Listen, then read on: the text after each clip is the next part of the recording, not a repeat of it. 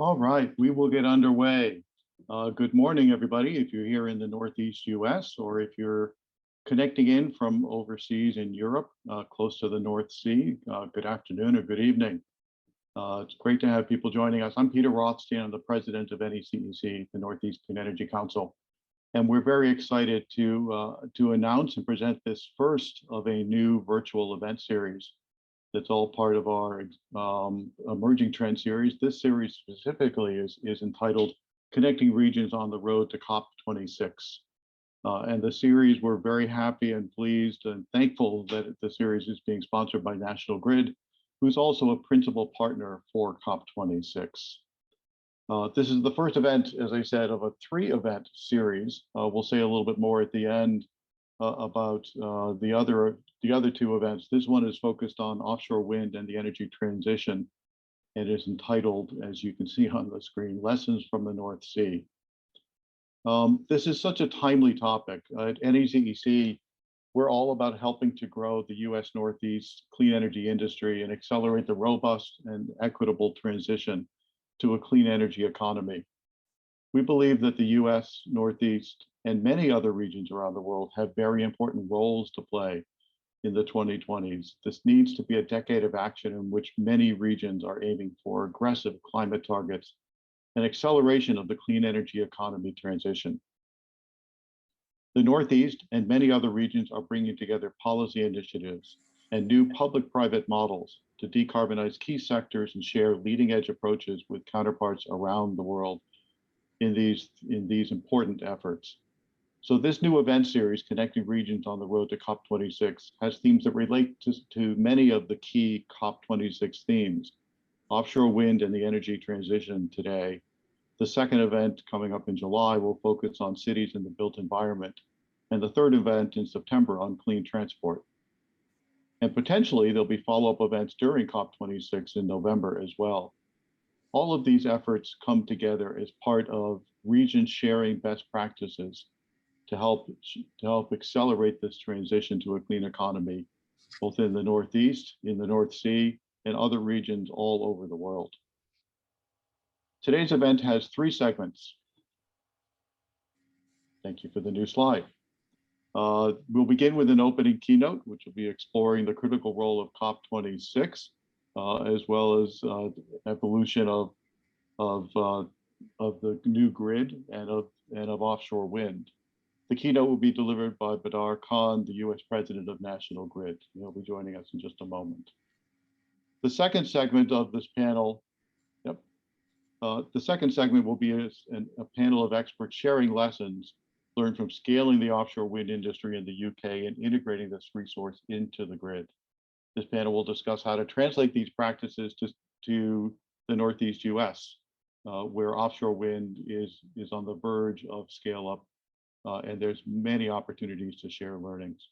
And in the third segment, I'll talk in a fireside chat with David Hardy, the CEO of Offshore North America for Ørsted.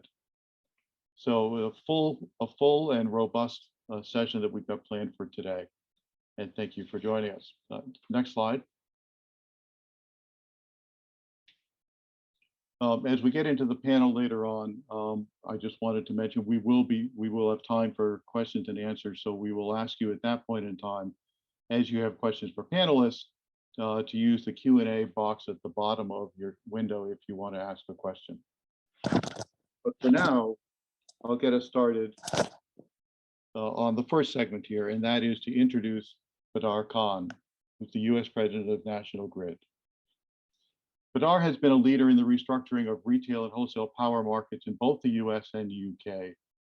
Badar joined National Grid in 2017 with extensive experience in the energy sector, and he's focused on driving the company's vision of exceeding customer expectations and making the energy systems of tomorrow possible. National Grid is one of the world's largest investor-owned energy companies, providing natural gas, electricity, and clean energy to millions of people across both the US and the UK. As a major utility and clean energy partner in both the US Northeast as well as in the UK, National Grid has a uniquely important role and perspective to share in today's topics on connecting regions on the road to COP26 and lessons from the North Sea. So please welcome Badar Khan, U.S. President of National Grid. Badar, the stage is yours. Great. Thank you, Peter, for that introduction and for helping to bring us all together today. National Grid is a proud member of NECEC, and we value the work that you do to inspire collaboration to drive the Northeast's clean energy future forward. Today, we are going to focus the panel discussion, as you just heard from Peter, and fireside chat on offshore wind. But to open things up and to set the stage, I just thought it would be helpful to take a step back. So National Grid has been supporting the work to combat climate change for a long time, but we've never seen such a groundswell of activity and commitment from governments, businesses, the public, and the world community that we're seeing today. The time is now to tap into each and every viable resource and solution that can mitigate the impacts of climate change and get us to a net zero emissions future. The next decade is going to be critical. We need to make significant headway on reducing emissions by 2030 if we're going to avoid the worst impacts of climate change and then reach net zero emissions by 2050. As a company that serves electricity, natural gas, and clean energy to 20 million people across the Northeast, it is our duty and privilege to help find solutions that'll provide all of our customers with clean, fair, and affordable energy long into the future. I'm particularly energized by the fact that we're incorporating equity into this dialogue, and you heard Peter use the word equitable. Far too often in societal transformations, it is the segment of society, so disadvantaged communities, that actually stand to benefit the most, and yet are sometimes the ones that are left behind. As a regulated utility, we don't get to choose our customers because we serve everyone. And so one of our roles is to ensure that when we plan each aspect of this transition, all segments of society benefit. I think we are fortunate to be located here in the Northeast, where the states that we serve have some of the most progressive environmental targets and intent for environmental justice in the United States. The Northeast has already made good progress, reducing emissions by 20% below 1990 levels, more than any other US region. We've already picked the low-hanging fruit, phasing out coal and significantly investing in energy efficiency. By 2030, we'll need to reduce emissions by 50% by transforming our energy systems at an unprecedented rate of change. And I think we can do that by making two key shifts. First, we have to decarbonize the energy supply. That means ramping up clean energy deployment while meeting growing demand for electrification to achieve 80% zero carbon electricity by 2030. That requires us to invest in onshore renewables, offshore renewables, and storage. Here at Grid, we've signed contracts to procure over 200 terawatt hours of renewable energy for our Massachusetts and Rhode Island retail customers. That's enough power to supply half our customers' consumption by 2026. And we facilitated the interconnection of around 90,000 distributed solar solutions, which is over 2,000 megawatts of solar. But President Biden's commitment to advance 30 gigawatts of offshore wind by 2030 and the conversation we're going to have today is probably the single biggest driver for decarbonizing energy supply in the next decade. And the Northeast is well positioned as a new major offshore wind hub. We'll come back and talk a little bit more about offshore wind in just a moment. Second, we need to change the way customers engage with and use energy, and in particular, the use of energy in transportation and heating buildings. In the Northeast, only 2 to 3% of all new vehicle sales are electric today. We need at least 50% of vehicles on the road to be electric in the states that we serve by 2030 if we're going to stay on track to achieve our overall goals by 2050. That means 10 million vehicles and the build out of thousands of chargers by 2030. National Grid has recently joined the Electric Highway Coalition. That's been where we're teaming up with major US utilities to put more EV charging stations near highways across the US. More charging stations mean more drivers will be willing to adopt EVs. We've also committed to transforming our passenger vehicle fleet to 100% electric by 2030, and we've launched programs in New York and New England to help our customers and communities do the same. We also need to make sure that all communities are able to receive the benefits of cleaner air when we reach this goal. Today, Black, Asian, and Latinx residents are exposed to 30% more vehicle pollution than white residents.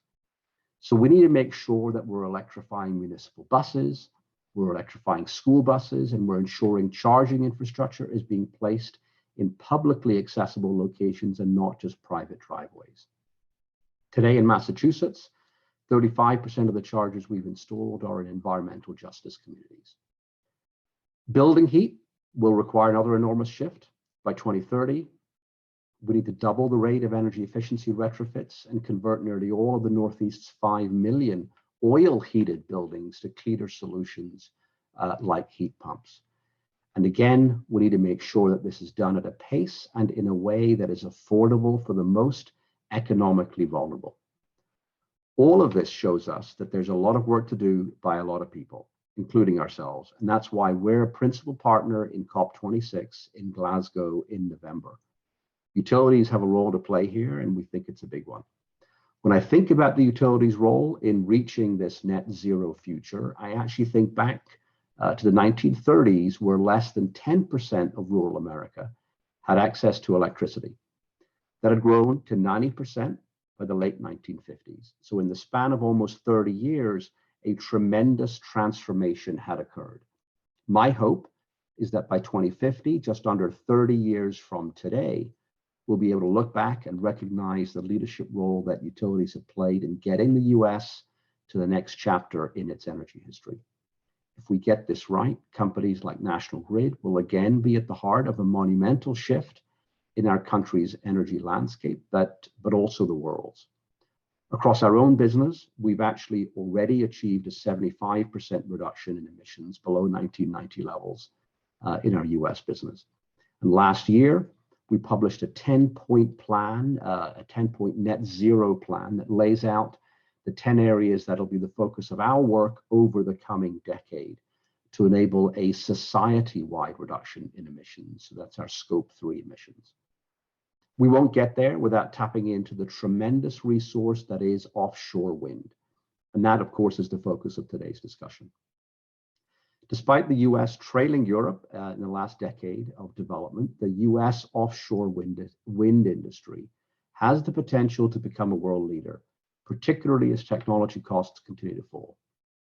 Offshore wind is a huge opportunity along the East Coast, and many Eastern states have set bold targets for the development of more offshore wind in the years ahead. At National Grid, we have the privilege to help bring this clean resource to the communities we serve. However, a few things need to happen to make this successful. First, there'll have to be an enormous amount of collaboration to coordinate the upgrades to the onshore grid and interconnect a growing number of offshore wind farms. We can actually learn a great deal from the collaboration in the UK and Europe that's allowed a significant expansion of offshore wind in the North Sea. The UK is a leader in offshore wind with nearly 10.5 gigawatts of installed wind capacity and a target of deploying 40 gigawatts of offshore wind by 2030. During this development, our UK counterparts dedicated themselves to constant communication with both elected officials and people within the coastal communities where those projects landed.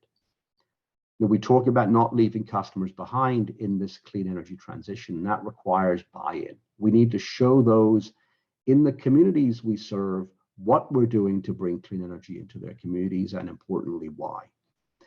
Second, we'll need to continue to develop strong supply chains so that we can not only meet the scale of our ambition, but also drive down the costs. Next, we'll need to have consistent policy and regulatory direction, both over time and across geographies, so across states, with a goal of reducing renewables investment risk and of course, accelerating development. And last, we need to maximize efficiencies and minimize the impact on coastal communities and plan for this offshore wind build out ahead of time, so that we're not just connecting all of the wind farms one by one, but maybe thinking about a smarter and more efficient way of connecting them all. This will be particularly important as National Grid will be working with the Ørsted Eversource joint venture to connect its Revolution Wind project to the onshore transmission system. Large-scale renewables like wind can also be used to create green hydrogen, which can be stored and used in a number of different ways. Hydrogen can be used to meet demand in sectors that are hard to decarbonize today, like industry, heavy transport, and heating. The green hydrogen produced through electrolysis from excess renewable generation can then be stored and used to generate zero carbon power when the wind isn't blowing. Hydrogen is a pretty versatile fuel and can be used to displace fossil fuels in a number of ways. So as I said already, for heavy duty transport like trucks and trains where diesel is used today, in industry, or blended into the natural gas network. In the UK and Europe, offshore wind developers are looking at co-locating electrolyzers with offshore wind turbines to harness both clean electrons and clean molecules from the vast wind resource coming off the sea. I think there's a lot to be gained from the deployment of offshore wind projects, including economic and job creation opportunities for those cities near the coast, and in particular port cities. As Peter said, this event is the first of a series. The next will focus on buildings and then transportation. We believe a focus on these areas can bring about enormous, swift change, and as a result, we believe it'll be possible to achieve the bold and ambitious targets that we're setting ourselves. Our new national decarbonization target represents a key milestone in the lead up to both Climate Week New York City in September and COP26 in Glasgow in November. National Grid is a principal partner at both of those events because we recognize the scale of the transformation required in the coming years, and we are committed as ever to being part of those solutions. COP26 in November represents, I think, an incredible opportunity as the US rejoins the table in the global fight, and we will hopefully start to see broad agreement on that path forward. But the work always comes down to businesses, local and regional governments, and key stakeholders coming together to work out how to translate ideas and targets into realities on the ground. That's a conversation I hope we have today and bring with us to November. So with that, thank you for listening, and back over to you, Peter. Thank you, Badar, so much for sharing those really important and timely insights. And for the role that National Grid is playing both today and going forward. I think it's such an essential role as the partner and integrator of clean energy and clean economy progress, and bringing the kind of benefits you just talked about on the equitable side to so many important regions. So we look forward to continuing to deepen the collaboration, and it's a very important year for that effort to take place. Thank you. Thank you. So with that, if we can, Kate, if we could put up a slide for the upcoming panel. I just want to take a quick second. I talked before about the Q&As, the opportunity for listeners and participants to be able to share questions if you have it for this panel. And I'm going to turn it over now to Alistair Pym, Vice President of Innovation and Partnerships at NECEC. Alistair is going to be moderating this panel to talk about integrating lessons learned from the UK offshore wind arena into the Northeast US grid. Building on everything that Badar just talked about. So Alistair, over to you. Thank you, Peter, and good morning, everyone, or good afternoon if you're in the UK. And thanks to Badar for sharing his perspectives. There's a lot of work to be done, as you said, and we look forward to working with you and with National Grid to making all these big shifts which you described happen. So as Peter said, I'm going to moderate this panel, and we're going to drill into some of the lessons learned from the UK as they scaled up the offshore wind industry and how they integrated all that energy generated from offshore wind into the UK grid. So very focused. And I'm joined by an expert panel of both government and industry leaders. And as I introduce them, if you could please turn your cameras on. So first of all, we have Cordy O'Hara, who's president of National Grid Ventures. Chris Fox, who is the head of Europe and Offshore for the UK Government Department of Business, Energy and Industrial Strategy. James Cotter, who leads Shell's offshore wind in all of the Americas. And then Doreen Harris, who is president and CEO of NYSERDA, the New York State Energy Research Development Authority. So we don't have long for this panel, so I'd like to jump straight into questions and ask Chris the first question. So good, camera's coming up. And Chris, I think it would be helpful if you could start by just summarizing, what's gone on in the UK, how much offshore wind you've been able to deploy in the last decade, and also what plans you have for the future. So Chris, if you could start with that, please. Yeah, sure. Thanks, Alistair. I'm very pleased to be able to be here to share these lessons from the North Sea. So the UK started its journey into offshore wind just over 20 years ago, with the first areas of seabed being leased in 2001. Now, the lead times for developing offshore wind projects are often in excess of 10 years. So between 2010 and 2020, we had an average commissioning rate of just under 1 gigawatt per year. So it's taken us 20 years to develop just over 10 gigawatts. And that alone equates to a £24 billion investment. Now, over the course of the next 9.5 years, both the UK and the US have committed to adding an additional 30 gigawatts of offshore wind capacity, which for the UK will take us to a world-leading 40 gigawatts by 2030. So that's enough power to power every single home in the UK and will deliver thousands of new green jobs and growth to our ports and coastal regions. To reach this target, our deployment rate will need to triple to at least 3 gigawatts per year and will require investment double that which we've seen throughout the whole of the 2010s. So to put that in perspective, this equates to installing at least one turbine each weekday throughout the whole of this decade. Now, the regime in the UK has attracted investment from a multitude of global energy companies who compete for the stable returns provided through our contracts for difference auctions. And to date, the delivery of these projects has been further de-risked by placing these offshore developers in control of developing their connections to the onshore grid. This regime has resulted in huge cost reductions well beyond initial expectations, with prices in our CFD auction, that's our contracts for difference auction, falling from £140 per megawatt hour in 2010 to now just less than £40. So this has been achieved through supply chain innovations and economies of scale, as we've seen offshore wind turbines become larger and be part of increasingly huge wind farms sited further from shore.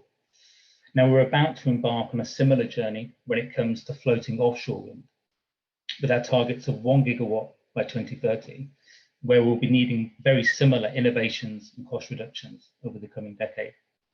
So this wealth of experience developed in the UK can now be brought to bear globally to support the rollout of offshore wind around the world, including the US.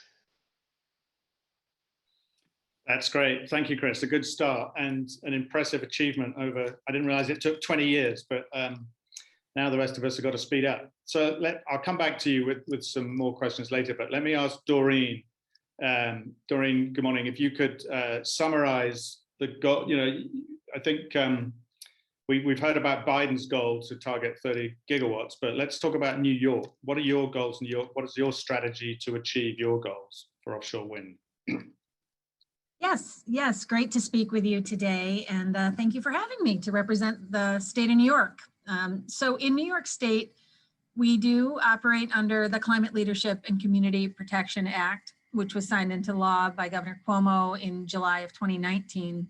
And notably, it reflects some of the most aggressive clean energy goals in the nation, including a requirement for 70% of our electricity to come from renewables by 2030. And as part of it, a 9,000 megawatt goal for New York to have installed by 2035. And so when we think about the offshore wind resource, it is certainly a predominant reason that we can legitimately establish goals like those that New York has in place. Offshore wind has the ability at that penetration, just to give you an idea of scale, to power about 30% of New York's homes, which would be equivalent of about 6 million homes when we hit our 9 gigawatt goal. And so we have certainly learned many things from Europe along the way, and have sought to emulate those areas which have been, frankly, most successful here.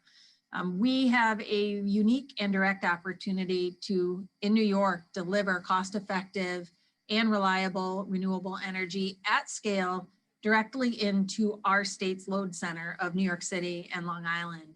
And at this moment, those are the load centers that are served and rely on aging fossil fuel fired generation, and that suffer from significant air quality issues and health impacts from those emissions.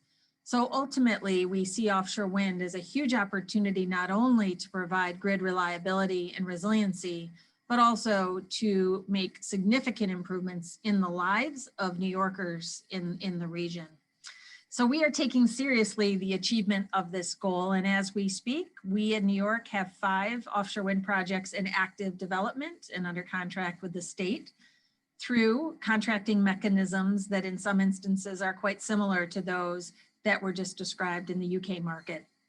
This is the largest goal in the nation and the largest pipeline in the nation. Ultimately, we will see offshore wind that at this point represents almost 50% of our goal under contract. But ultimately, this is really just the beginning for the state of New York. And it is true that the Biden administration's commitments and the commitments of other states are helpful in building a market of scale and durability here in the US that is very necessary to not only translate the cost reductions here that have been seen in Europe, but also to bring the supply chain activities here as well that we would all benefit from a jobs and economic development perspective. In fact, we are anticipating more than 10,000 jobs and billions of dollars in local economic development and activity because of these commitments together. So it is fantastic to see the Biden administration's commitment not only in establishing a goal, but also advancing future offshore wind development off of our coasts as well. So we are pleased with the momentum and the scale that we're seeing from other states and from the nation, which will fundamentally buoy this industry and the necessary scale to spur these investments across the US. That's great. Thank you, Doreen. Impressive goals and already achievements. So look forward to seeing some of that take shape. So let me turn to Cordy and ask, what can an energy company like National Grid do to help the US reach the president's goals for offshore wind? I think Badar hinted at some of those, but I think you've got a chance to elaborate on those now. So, and then sort of sub-question, Cordy, perhaps you could also explain what National Grid Ventures is as opposed to the National Grid that many of us know in the region who give us our electricity and gas. Thank you. Absolutely. Well, hello, everyone. Thanks, Alistair. And it's brilliant to be here with such great esteemed colleagues like Chris, Doreen, and James. So thank you for having me. I think Badar did lay out the wide-ranging role, actually, that energy companies like National Grid play in the clean energy transition. It's very much enabling and accelerating the transition and supporting the clean energy goals within the states and countries where we operate. And I did want to emphasize, our duty and privilege to help find solutions that provide customers with clean and affordable energy long into the future. And so to that end, in National Grid, we are working across both our regulated and non-regulated businesses to decarbonize the electricity grid on both sides of the pond. In particular, we've got a really important role in connecting renewables, whether that's onshore, offshore, and through our large subsea interconnectors in UK and Europe, which connect renewable resources from other countries to the UK. We also play a role in upgrading onshore networks, so making sure that as renewable energy increases, that energy can be delivered and that we can ensure reliability and reduce any form of congestion. Of course, most countries and portfolios now have renewable standards, so we become a buyer of large renewable resources on behalf of our customers.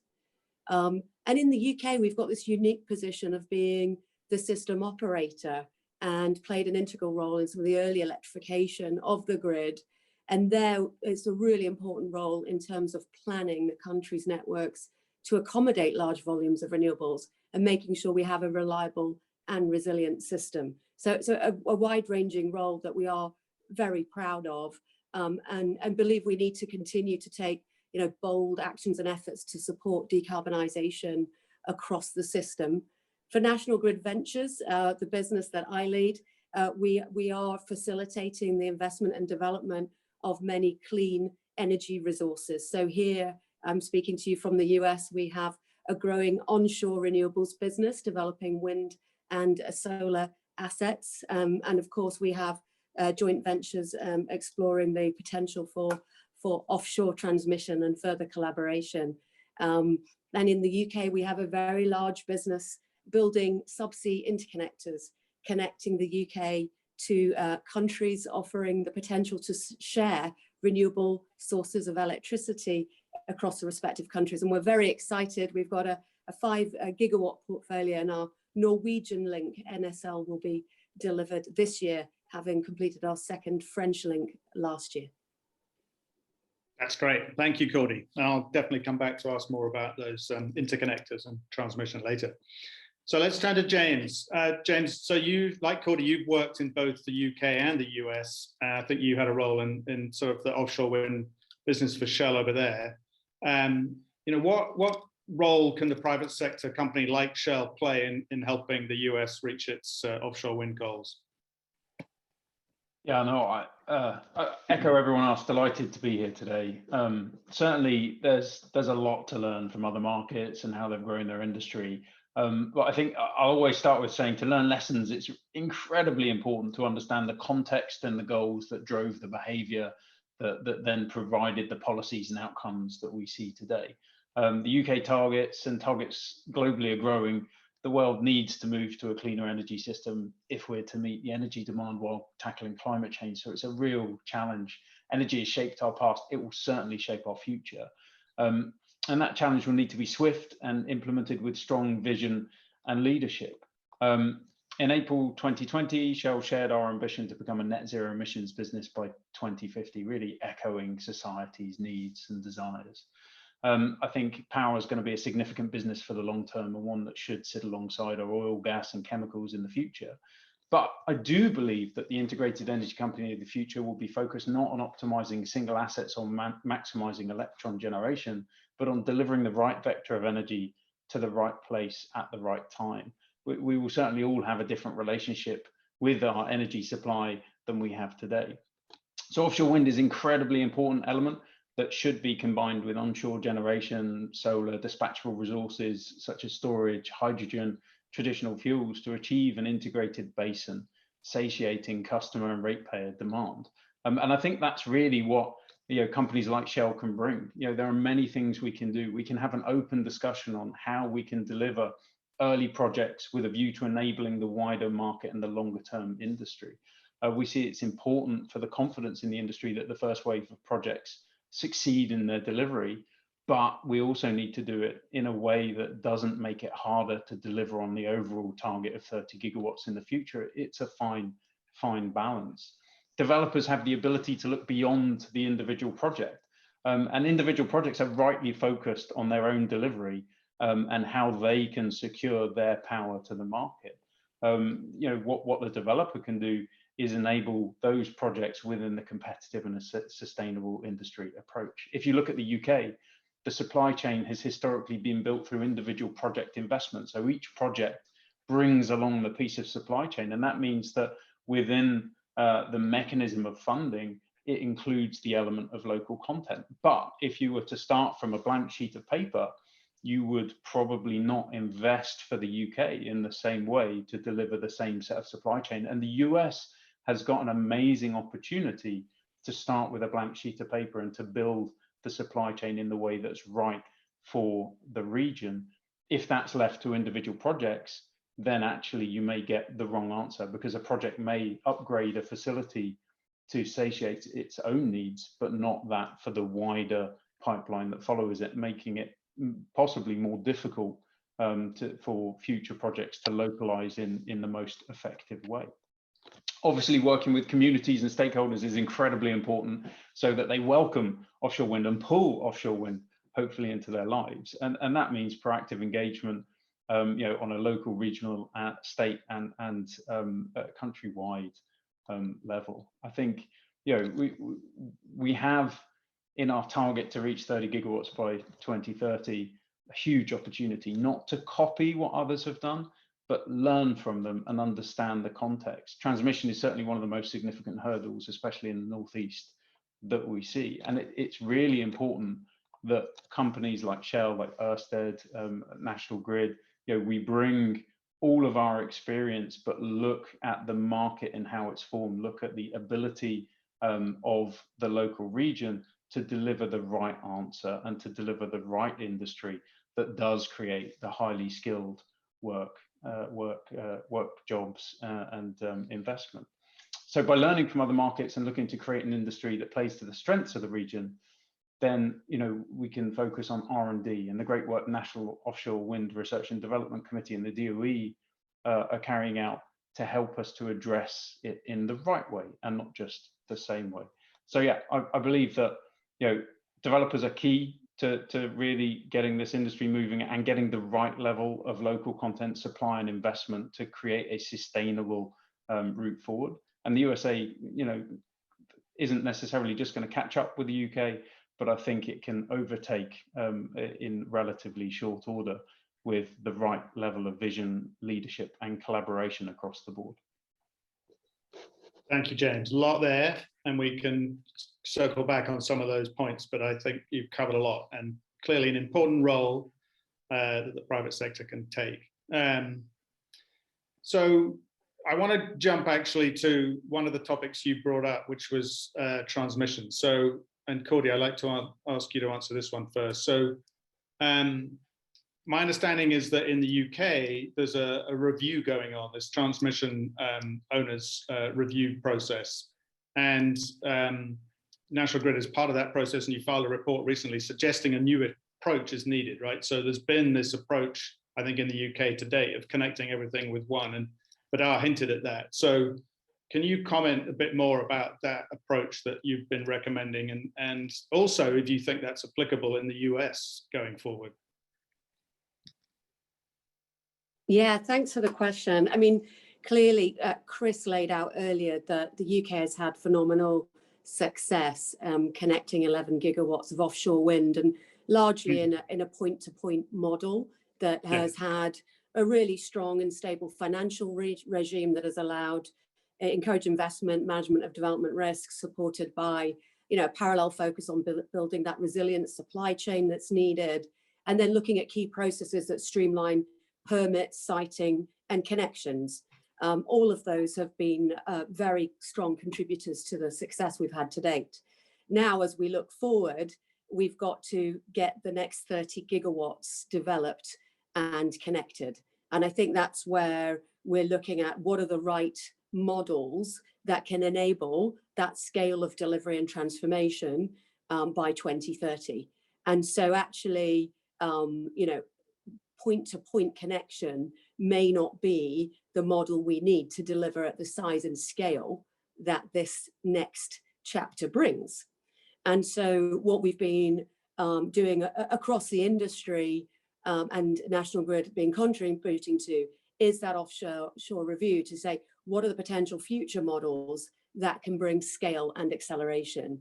And so we've really looked at the sort of 3 different phases. The first phase has been that very successful point-to-point model. The next phase, we believe, needs to be looked at is then multi-purpose interconnectors. So how can we take the next step of an interconnector also being a facilitator of connection to offshore wind, and thereby creating a more efficient model for onshore connections. And then the third phase would be looking at an offshore grid where you've got a meshed, interconnected offshore grid with hubs for wind developers, and then access to multiple markets. So a lot of thinking going into that. And so, you know, we see that an integrated approach like that could have quite, you know, significant benefits if you think about the reduction in overall landing points needed, and the impact and benefit to therefore the coastal regions, the volume of cable efficiencies as you connect more than one asset in a more integrated network. And then also that links to then the substations that you need onshore to make sure you can redirect those power flows. So lots of early thinking development into those future models. And the one that, if you look at the sort of US challenge and the scale, you know, we've had the benefit of point to point, and now we need to think about multi-use and interconnected, and potentially an opportunity for the US to accelerate that thinking at this point in the scaling up of that challenge. Hope that's helped. Yeah, that's great, Cordy, and it's great to have people like you who've witnessed that in the US, in the UK, and able to bring that experience over to the US. But I'm sure that Chris and James probably have comments on that conversation as well. So, Chris, maybe do you want to add anything to that? Yeah, sure. So it's actually my team that are leading the UK's offshore review. So it's worth saying that our current approach for connecting offshore wind was designed kind of pre-2010, where our 2030 targets were just 10 gigawatts. So I think what we're finding now is that I think in order to deliver the sorts of volumes we're talking about for 2030, and potentially much more beyond that for net zero, there needs to be much more upfront strategic planning in order to better manage the cumulative impact of offshore wind and its associated onshore and offshore transmission infrastructure on both the environment and coastal communities. I think it's fair to say our offshore transmission regime is now creaking under the weight of delivering such enormous volumes, which is why we've got this review, and we're seeing projects struggle to make it through the planning process. We're seeing coastal communities becoming increasingly vocal about the need for coordination and how that wind is connected. And it's vital that, as Badar said, that we take these communities with us. I mean, we're now in the process of overhauling the UK's transmission regime to enable kind of the delivery of those 2030 and 2050 targets. We'll be introducing much more upfront cumulative impact assessment, more marine spatial planning to better manage those conflicts between different users of the seabed. The North Sea sounds like a big place, but it's incredibly busy. There's lots of Cordis interconnectors, there's oil and gas assets in the North Sea, there's fishing, there's other industries, and all of that and those spatial conflicts need to be better managed. There also needs to be more temporal planning of the network to facilitate the required amounts of anticipatory investment in order to avoid delays connecting to the grid, limiting our deployment rate. And I think this is why I think our ability to deliver these huge volumes of offshore wind and other renewables is actually likely to be determined by the extent to which our grids can keep up to both connect and integrate all of this intermittent generation. And I think that's why kind of global action on kind of green grids is going to be an increasingly important theme at COP26, as it's going to be a key enabler for the energy transition that we're all going to have to make. Great, thanks, Chris. And I think we might come back to that green grid comment at the end, but let's give a chance to maybe James next to share his insights on the whole transmission and the grid conversation. Yeah, I think Chris covered a lot of the key points. I mean, if you look at the history of, you know, I think there was 8.5 gigawatts of offshore wind integrated the grid at the beginning of 2020, around 37 projects that had kind of been 20 years. Yeah, I think it was fair to maybe put words in your mouth, Chris, of if if you'd started knowing what the target was, you probably wouldn't have done it in the same way, right? And that's the real opportunity here in the US. And there is, you know, whilst we need to ensure that there is delivery of the initial projects, we shouldn't underestimate how hard it is to get the cables across onto land and to points of interconnection. And if initial projects use all of a lot of the easier areas to do that, or potentially make it more difficult in the future, then moving towards a coordinated approach can become harder. So there's a definite balance to say, you know, having a foreseeable and, you know, in terms of time base as well for the onshore upgrades to enable this is key for the believability of the targets that we have. And I think that's really a challenge. So grid's role is critical. You know, scoping technological solutions to integrate offshore grids, such as development of coastal grid hubs to share substations and cabling, bootstraps, connecting into interconnectors, and even artificial energy islands. Those are things that we really need to grab hold of now. And the opportunity really is now to say, how do we coordinate this? How do we make sure that this really is a 30 to 50 to 70 gigawatt industry, and not one that becomes just a little bit too difficult? And then the second area, certainly around grid and interconnection, is making sure that each of your assets on the system are incentivized for the right behavior. You know, from a state perspective, probably, and from a system perspective, and a national grid, certainly in the UK, you know, what you don't want is large offshore wind farm projects looking to maximize electron production, you know, notwithstanding what's going on the grid at any one time. So, you know, we have the opportunity to think about the system solution and how possibly, you know, with the OFTO regime and the review into the OFTO regimes, how you can incentivize the offshore assets to become an anchor investment in an integrated technological solution, so that, you know, hydrogen can be behind the meter for the offshore wind farm, or battery storage, or they're affirming technologies that it's in the interest of the developers to work. So I think it's, yeah, it really is a great opportunity to say, if we know that there's 30 gigawatts or more coming on, how could we design the system for the best value to the ratepayer and system stability now? And not many other regions have that opportunity. So yeah, I'm not sure that answered it, but no, that's good. But it's tees up a good question to Doreen. Doreen, you know, you're there, the largest state in the region, with the biggest goal, as you said, and surrounded by states who are also planning to deploy lots of offshore wind. But you're also a state with one ISO, one system operator, whereas New England has, you know, 6 states in it. So how much sort of thinking is going into this grid of the future between the states to the north and south of you, and perhaps with the federal government as well? Indeed. So certainly New York has been thinking about these issues and analyzing these issues, and certainly learning from the European experience in that respect. Earlier this year, we did publish a power grid study that is 850 pages of analysis around just this issue as it relates to New York State.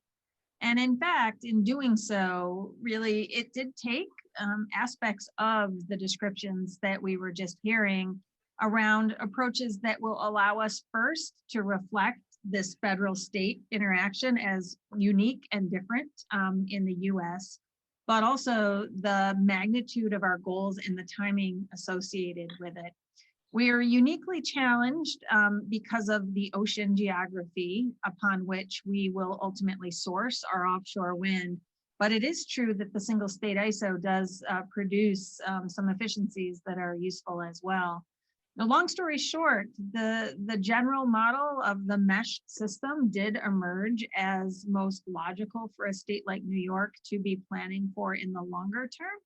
In the near term, we have pursued radial connections that are critical to, again, hit the pace that we need. But I would also say it's important to note that the world of, say, 400 megawatt offshore wind projects seems to be a world in the rearview mirror here in the US, that we are looking at projects in New York State greater than a gigawatt easily, which they themselves create single contingencies in the state of New York from a planning perspective, not even to consider integrating them with one another. So there are very important system implications, but I think the context of the US is quite different and important to consider. And I would agree that under the federal administration, it's important to note that not just 30 gigawatts is exciting for us, but also the planning, the integration of states, the opportunities for market rules to be advanced, which spur the behavior that we've described, which is optimal in a decarbonized grid. All of those are very positive signals that we're receiving from the federal government, and ultimately would be useful in considering options to integrate the NYSA with other markets through some of these planning activities. Great. Well, I'm glad to hear you're thinking about this so thoroughly with 850 pages worth of study. So I'll have to read that. So let's turn to another thorny topic, which is the supply chain, right? So there's I think we've heard a lot of talk about it already, of the opportunity to develop a full supply chain for offshore wind over here in the US, which would create, I've heard numbers as high as like 80,000 jobs. But it seems that the way it's going, every state wants to develop their own little mini supply chain. So is that the optimal way? Maybe start with James, whose job it is to source the supply chain, and let him answer that question. I know you've touched on it, but let's go deeper into that topic. Thank you for teeing up the question. Quite like that. So I think, yeah, the supply chain is definitely an opportunity. I think it can be challenging for developers when many of the states are focused on local content being within the state, and understanding how we can do that. I think the real question to begin with is, what is the right methodology of delivery?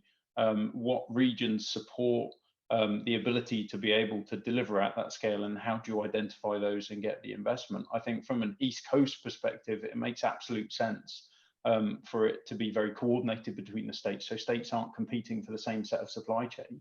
I come back to my kind of point a little bit earlier, which is, the developers have the ability to look to the pipeline as a whole, whereas the projects tend to look on the individual basis. So sometimes the initial view, and if you take the UK as a great example, the UK content level, is lower and lower than the UK government would want. And a lot of that is because individual projects deliver the infrastructure and deliver the supply chain that is good for that project, and not necessarily good for the wider. And it may be suboptimal slightly for the project to use a different type of supply chain, but much better for the region there within. So I think, for supply chain investment, you need certainty in the states, and the leadership from the states, especially New York, as one of those, providing that there is a market, and the market going through predictable permitting and transmission, and a foreseeable ability to connect these, provide a pipeline that gives you the volume where supply chain will look to invest and will look to localize.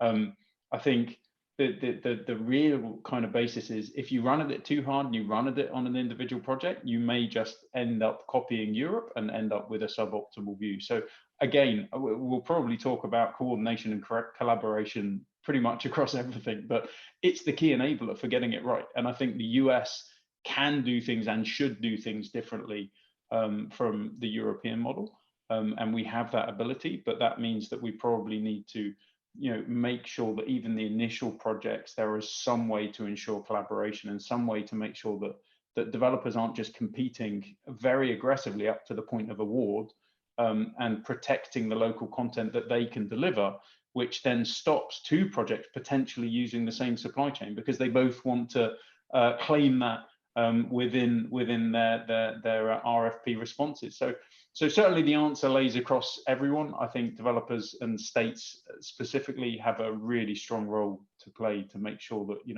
we do deliver on this potential.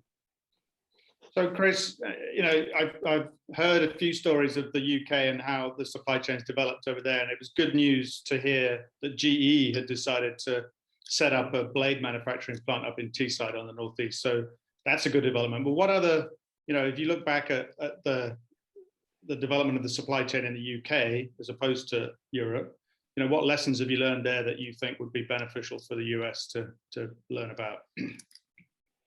Thanks, Alistair. I think probably there's a lot that James said that resonates. And I think some reflection from us. I think that really do need a strategic partnership between government and the industry.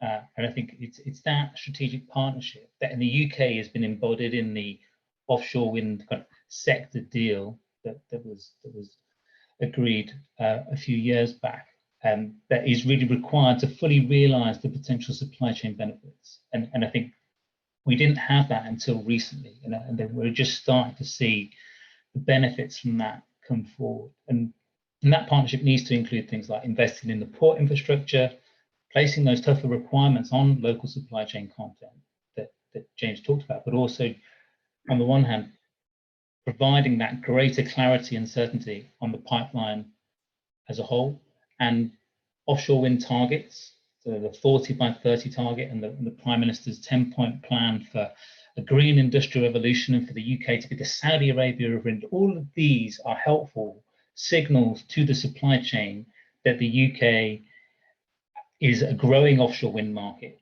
that it's not going to be boom and bust, and that there is benefit in them investing in expanding their local manufacturing facilities. And I think the other thing that goes hand in hand with that is investment in skills and training is equally important to make sure that we are enabling a just transition. So for the sectors that are likely to fall away as we approach net zero, that there are kind of transferable offshore marine skills that can be effectively utilized by the offshore wind sector, and helping people in those sectors that are in decline make that transition, I think, is going to be a really important feature of how we make this transition to a green economy, just and picking up on that word earlier, equitable. So Dorian, I'm sure you'd want to chip in on this one, because I know that with your CLCPA law, you've stated that you've got to make sure that 35% of the funds used, I think, are for disadvantaged communities. So how are you applying that in offshore wind to make it this an equitable, just transition? Yes, yeah, the Climate Act is very specific with respect to ensuring that the benefits of our investments accrue at least 35%, with a goal of 40% to disadvantaged communities. I think this topic actually integrates quite a bit, quite nicely into the topic of supply chain, because ultimately what is true is that if a state, in my case, New York, expresses its preferences through its contracts, through its solicitations, and through the rules, if you will, the industry will respond. And admittedly, there, I'm sure, is a lot of work that goes on behind the scenes to respond favorably. But so long as we establish the rules and our preferences, we'll receive a very robust and real response from the industry as such. And so New York has made it quite clear that for us, this is not simply a green electron that we seek. This is an investment in our state, in our economy, and in our social needs as well, relating to the need for environmental justice and climate justice throughout. So we've done so when we issue solicitations, when we award contracts, and when we have requirements within those contracts. They are based on those premises and have yielded projects that we would view as the most comprehensive in the nation, that are looking at their projects as more than renewables, that are looking at their projects as an opportunity to ultimately change the future of New York from the perspective of supply chain investments. Of course, we've seen great success there, but ultimately very creative investments that directly benefit some of the most underserved communities in our state. That's great. Thank you. So we've got like 8 minutes left of this panel. So I do want to pick up on one question which has come up from the audience, which is about storage, right? So wind doesn't blow all the time, and it often tends to blow at night when there's not a lot of load. So what do we do with all of that power that will come from all these great turbines? Is there an opportunity to use that power, which might be otherwise curtailed, for storage? And what are the options with storage, right? So I've heard in the UK, this is sort of riffing off this question a bit, but I've heard in the UK, you've got some demo projects going already that I think National Grid's involved in with to create hydrogen. So I don't know if Cordy or Chris wants to take that first, but what do you think about that opportunity?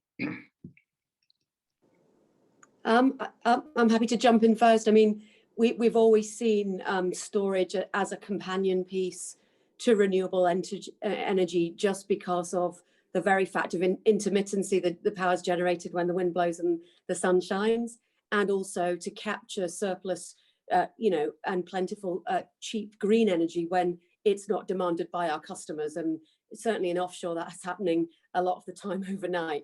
So there is a huge partnering opportunity for storage with both onshore and offshore facilities.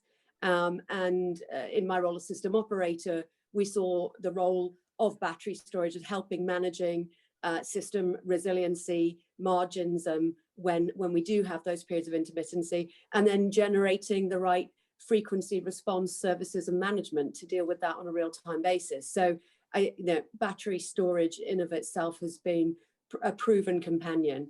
The challenge then becomes as we get more renewable volumes at scale, we may need to look at how do we get storage at scale, and there is further then how do we decarbonize those hard to reach sectors that are currently reliant on gas.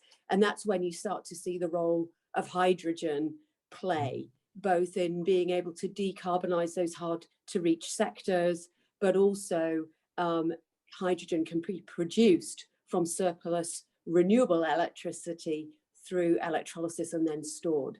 So we've been looking in the UK both at the sort of companion piece to manage intermittency and system conditions, as well as the potential for hydrogen as a partner for large scale renewables. I'll pause there and see if Chris wants to jump in. Yeah, thanks, Cordy. Another point on the Prime Minister's 10-point plan was about hydrogen, and we definitely see that it has a key role to play, as Cordy said, reaching those hard to reach sectors to decarbonize, but also playing that role in terms of medium-term storage. So I think flexibility, is key, and we see a role for that being provided both through batteries, through storage, vectors such as hydrogen, but also through interconnectors and greater connection to other regions also allows us to kind of share green energy across borders when the wind's blowing in one place and not another. But also, as we install more and more offshore wind, I think it allows us to avoid the curtailment of offshore wind that would otherwise need to be turned down or turned off at times when there is excess. And so that excess can, as Kuzi mentioned, be used or stored or be sold for an economic benefit to neighbouring areas and neighbouring markets. That's great. Thank you, Chris and Cordy. We've got 4 minutes left, so 1 minute each to answer a quick rapid fire question on what else needs to change in the Northeast for the US to really have a sustainable energy system and take advantage of offshore wind. So Doreen, you haven't been speaking for a while, so I'll ask you first. What needs to change? Well, I think what we needed most to change has actually become quite fruitful in the last number of months. We needed consistent and visible federal support for this resource to come forward. That has been demonstrated already through the Biden administration, both with the advancement of important projects like the Vineyard Wind Project, through permitting, but also in New York's perspective through the initiation of additional lease areas for offshore wind development in the New York Bight.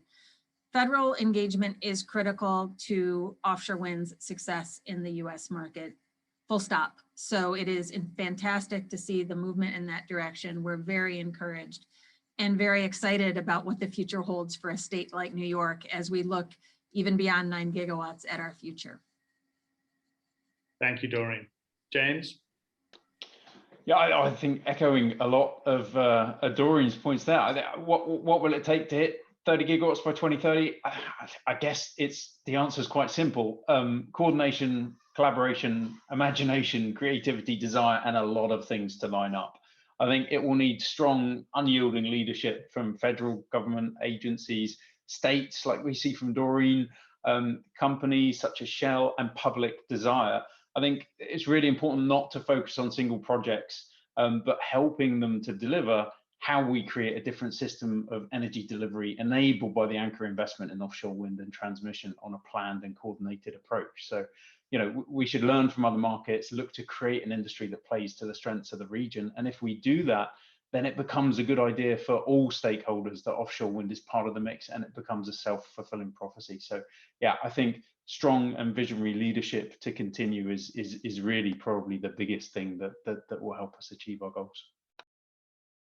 Thank you, James. Cordy? I don't know how I follow that, but I think the two things that, you know, the goal and the ambition has been set, which is wonderful news for the region. So now it is ensuring the highest levels of collaboration across the industry, government, regulators, communities. Let's keep our focus on the communities and involve all in this clean energy transition. And then my second point would be long-term planning. You know, with the future growth ahead of us, we can't just afford to look year after year. We need to be anticipating the needs of the industry 20 years down the road and start building it today. Thank you. Thank you, Cordy. And Chris, last chance for sort of last lessons from the UK to help us over here. Yeah, I mean, I'll avoid commenting on what the US needs to change, and I'll focus on what we need to change to hit our targets in the UK. I mean, and I think you won't be surprised that it's very similar. It's coordination and collaboration, and as Cordy mentioned, much more upfront strategic foresight and planning in how we're going to build out to hit these targets, so that we're not doing it in a piecemeal way that is much less efficient than it could otherwise be. And that will also then help us build and capitalize on those real supply chain benefits when everyone's got real foresight about the pipeline in the future, and that people can have that certainty that they're going to be able to kind of get those returns on their investments over a long period of time. That is great. Thank you all so much, panelists. This has been very helpful to share lessons from the UK. It's clear that you guys are collaborating already, and I look forward to seeing you collaborate even further so that we can meet all these goals. And if we can be of help, we look forward to doing that in the future. So now I'd like to turn it back to Peter and for our fireside chat session. So thank you again, panelists. Thank you, Alistair. Thank you to all of the panelists on a great discussion.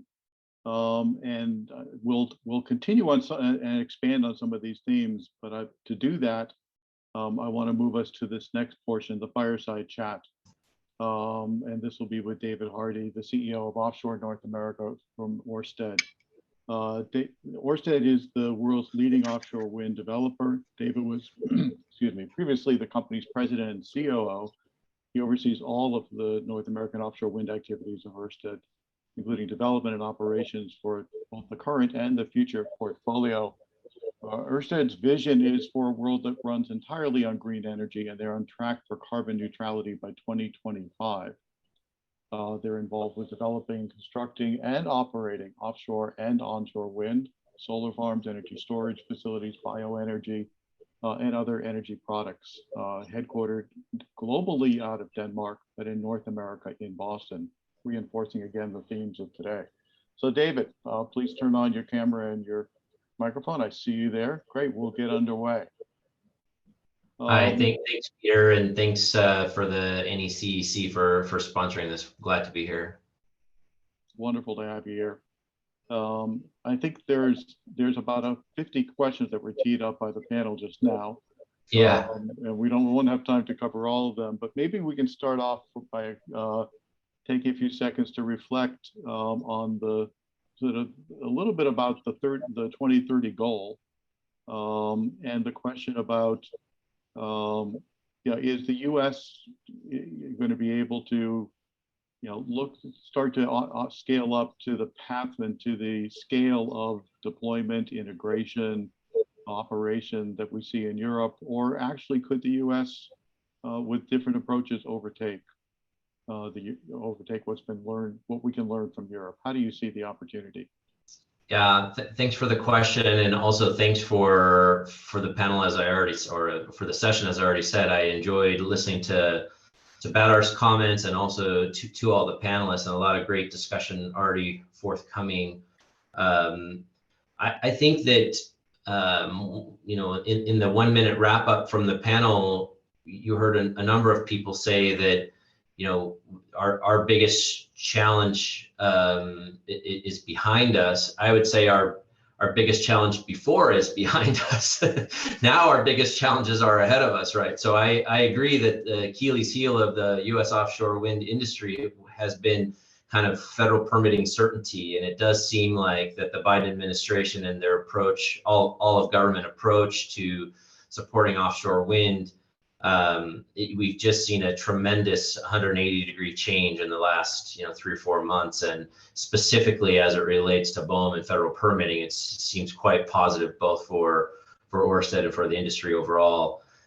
So that's great, but I still see a number of lurking challenges ahead, and we have a lot of positive momentum and we have a lot of promise in this industry, but we also have a lot of expectations. And I spend a lot of time with my management team talking about that the name of the game for U.S. offshore wind right now is stakeholder management, because we've got large ambitions from the federal government, large ambitions from state government. We've got local governments, but we've got grid operators, ENGOs, commercial fishermen, et cetera, right? The list goes on, unions.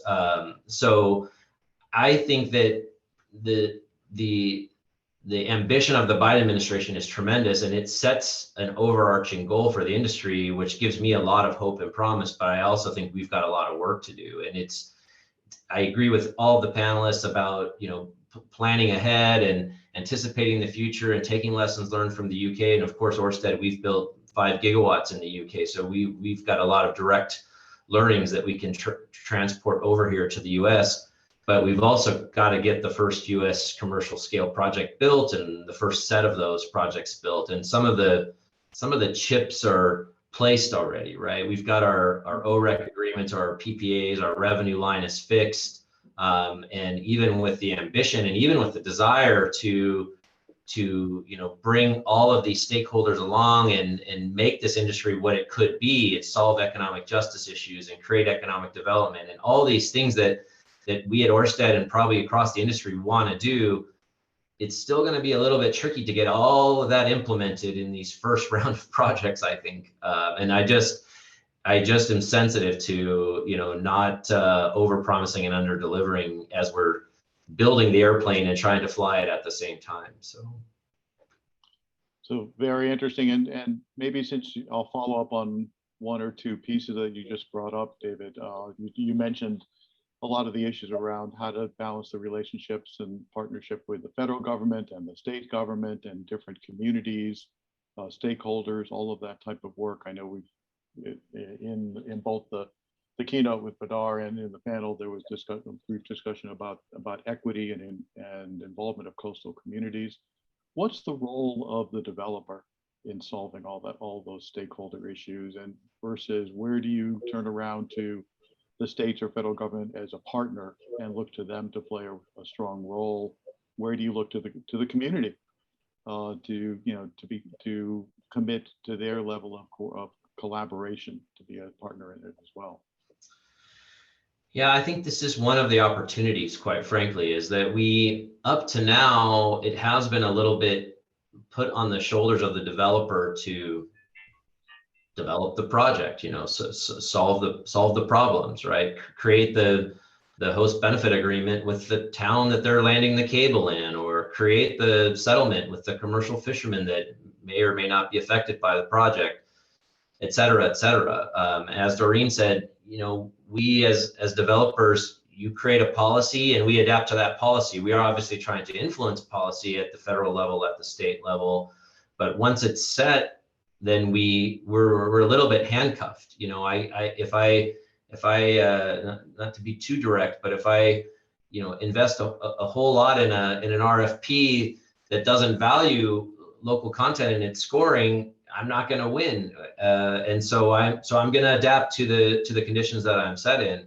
All that being said, I would go back to James and others' feedback that collaboration matters and is important. And we've done that to some extent, as a developer community. I think the NECEC can be a conduit for collaboration. We, at the national level, we try to work through ACP, the American Clean Power Trade Association, et cetera. But there really could and should be some more frameworks that we develop for some of these stakeholder challenges that we have. And Ørsted, I think we're somewhat in a unique position. We've got the largest lease area. We've got one of the largest portfolios of contracted projects. So we inherently are trying to take a leadership position for the industry, but we could use some more collaboration within the developer community, but also some more overall leadership, I would say, from the states collaborating and from the federal government in creating frameworks, let's say, for fisheries compensation, instead of it having to be, bilateral case by case. Well, maybe continuing on at least part of that theme, which is on both the federal side and on the state side, where there's collaboration, but there's also policy. And setting of goals. Are the goals that exist today strong enough to do what's needed in this decade?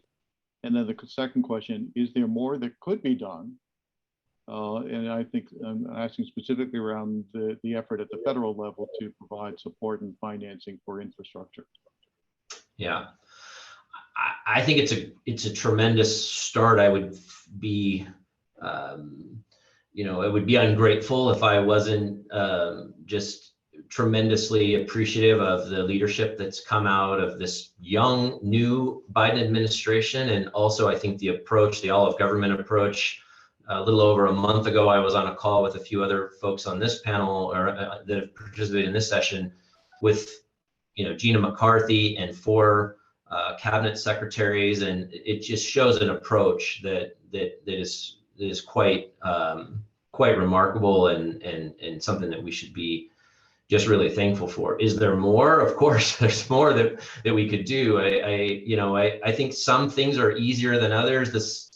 My own opinion, the supply chain, it is a little bit tricky right now. It's a little, as James alluded to, a little project specific. We may end up in a little bit of inefficiency, but I think that will probably work itself out, relatively quickly as suppliers, which is where my background came from. I worked in renewables prior to Ørsted on the supplier side, so I have a really good appreciation for what it takes. But as those suppliers get confidence in the industry and understand the framework, I think they'll come. And we'll have to work out some, across state strategies and other things, but I'm confident that the states will eventually, figure that out. I think the transmission's a little more tricky and a little more complicated, and we all like to talk about it, but it's, there's a lot of nuance in how a strategic transmission could be built. And of course, there's lessons learned from Europe. But some of those lessons are, let's make sure we don't have a stranded generating asset sitting out there waiting for transmission to be built, or existing generating asset, having curtailment because we're doing grid upgrades, et cetera. So we do need to kind of think about this in an iterative way. I do also think that the landscape is changing, as Doreen highlighted, that the project sizes are quite large already. And so some of the kind of so-called benefits of an integrated offshore grid aren't as relevant, because the technology today, even with HVDC, you're kind of getting to the limits with a 1,200 megawatt project to bring a cable on shore. So there are some opportunities out there. There'll be some trials right now. New Jersey, for instance, has got a PPTN, a public policy transmission need process ongoing for offshore grid. We'll see how that comes together. I do think that obviously if we're going to go beyond 10 gigawatts, we'll need to really invest in transmission upgrades, both offshore and onshore, in order for that to work. So we do need to start planning now. These are long cycle projects. And of course, the federal government's role in helping enable that strategy through some form of incentives will probably drive behavior and help the transmission faster rather than slower. So I think there's definitely a role to play there. Well, I think we've got another minute or two left. Time goes by quickly. But and yeah, I think you just touched on a couple of things on supply chain and infrastructure issues, architecture for the transmission and integration. But I guess what I would ask you to take a minute or two on is really about the question of, how do you differentiate between your vision and Ørsted's vision for the offshore opportunity in the Northeast US versus the strategy, the details of how to implement and make this be productive, make this deliver the value that the public sector and private sector all want to see? Yeah, I think it's a great question. I do spend a lot of time on that, trying to talk about strategy and also talk about implementation. And we do it at the group level as well. I think I'll come back to that. It really is about the stakeholder management part of it. If we don't want this to be a partisan solution. We don't want it to be just the far left green energy solution folks that are supporting this, right? If we can find solutions for environmental justice communities, if we can create middle-class jobs, union jobs, if we can, extend the supply chain, not just to the coastal states, but deep into the heartland of the U.S., which we expect will happen with shipbuilding and steel and other components, coming. Then it becomes a lot more partisan, and it becomes a lot more unanimous about the benefits of offshore wind from kind of which part of society you're coming from. And so that is really what I think is one of the biggest opportunities that we have, is to use offshore wind as a platform to solve other challenges and again non-partisan challenges that the U.S. needs, and I think it is unique in that way that there is quite a bit of kind of U.S. challenges that we can solve with the offshore wind industry. We talk a lot about the green electrons, but creating a stronger middle class, solving environmental justice challenges, creating other economic benefit, et cetera. These things are all an opportunity that we have ahead of us. And so I joke, and I'm kind of in a somber mode today, but I joke that I have the best job in the world, because it's not easy, but the impact that we can make as a leader in offshore wind development is just massive. And it's super exciting to be